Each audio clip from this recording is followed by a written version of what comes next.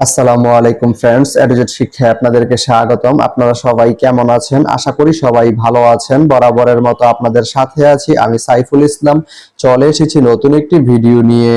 আজকে আমরা জানবো আপনি কুমিল্লা থেকে তেজগাঁও যেতে কোন কোন ট্রেন রয়েছে, সেই ট্রেনগুলো ছাড়ার নতুন সময়সূচি, বন্ধের দিন এবং গিয়ে পৌঁছতে কতক্ষণ সময় লাগবে বিস্তারিত।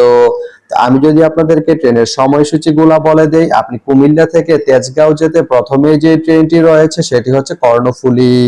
কর্ণফুলী ট্রেনটি কুমিল্লা থেকে ছাড়বে দুপুর 12টা 55 মিনিটে এবং এটি তেজগাঁও গিয়ে পৌঁছবে বিকেল বা সন্ধ্যা 6টা 8 মিনিটে। এই ট্রেনটির কোনো অফ ডে নেই।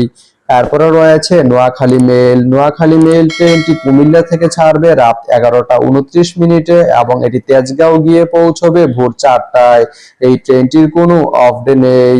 তো আপনি কুমিল্লা থেকে তেজগাঁও যেতে এই দুইটি ট্রেনের যে কোনো একটি ট্রেন ব্যবহার করতে পারেন। তো ভিডিওটি কেমন লাগলো অবশ্যই কমেন্ট করে জানাবেন। আর ভিডিওটি যদি ভালো লেগে থাকে বা আপনার কোনো উপকারে এসে থাকে তাহলে ভিডিওতে একটা লাইক করে দিবেন, কারণ আপনার একটা লাইক আমাকে অনেক ইন্সপায়ার করে নতুন নতুন আরো ভিডিও বানাতে। তো ধন্যবাদ সবাইকে ভিডিওটি এতক্ষণ ধৈর্য ধরে দেখার জন্য। ভালো থাকবেন, সুস্থ থাকবেন, এডুজেট শিক্ষার সঙ্গেই থাকবেন।